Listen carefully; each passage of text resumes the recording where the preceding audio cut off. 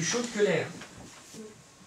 C'est pour ça que les légumes, ils ne gèlent pas forcément quand on gèle dehors. C'est pour ça qu'on dit, quand on paille, j'ai vu quelque part, vous vouliez pailler. Oui, dans les déchets. Oui, dans pailler de préférence. Voilà.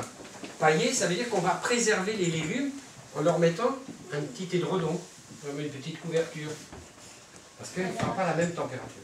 Donc faire de la géothermie, c'est d'aller chercher la température de l'air. Donc vous avez la maison, hop, voilà, et puis vous avez votre terrain qui est devant là. Et dans le terrain, on va mettre plein de tuyaux comme ça.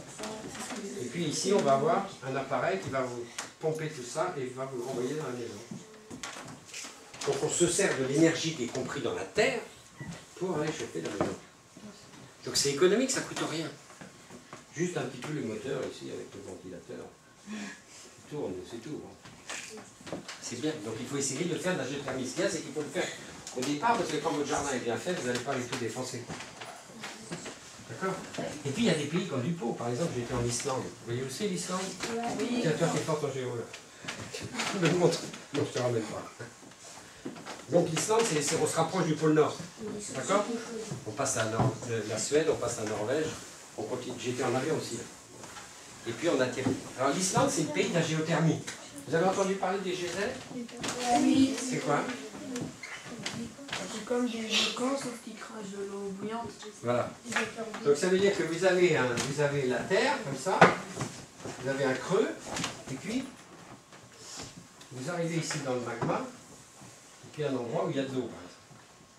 Donc le magma, c'est très chaud. Hein, quand il y a un volcan qui est... Bon. Donc ce magma-là, il chauffe l'eau qui est là. L'eau qui est là, elle se met en ébullition. Elle est dans une cocotte minute, comme dans la cafetière. Comme elle est en ébullition, elle cherche à s'en aller. Hein, vous avez vu, quand l'eau bout, ça monte toujours. Vous n'avez jamais vu de l'eau bouillir qui descend. Donc ça monte, ça monte, ça monte, ça monte, ça monte, ça monte. Et puis ici, ben, il y a des cailloux qui se sont mis parce que c'est la terre.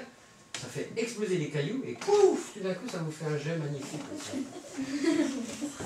Et comme le jet il est fait, ben, c'est comme la cocotte, il n'y a plus de vapeur. Hop, il disparaît, il n'y en a plus. Et puis les cailloux, ils se remettent. Puis 10 minutes après, l'eau elle est de nouveau chaude, hop, ça explose. Donc c'est rigolo, vous voyez tous les gens qui sont là, tous les touristes, les Japonais avec leur appareil photo, ils attendent, attention, attention, attention, ils attendent, ah, trop tard, ils attendent 12 minutes encore. Donc ça, par exemple, la chance en Islande, c'est qu'ils n'ont pas d'appareil de chauffage. Ils se servent de cette température-là, ils descendent des forages jusque dans la poche d'eau ici, ils remontent l'eau chaude et ils rejettent l'eau froide. Et ils remontent l'eau chaude et ils rejettent l'eau froide. Et c'est la planète qui chauffe. Vous voyez qu'elle est sympa la planète quand même. On la fait souffrir et elle nous donne plein de trucs. Voilà. Donc la géothermie, ça c'est aussi de la géothermie. On va chercher la température dans le fond de la Terre. Voilà.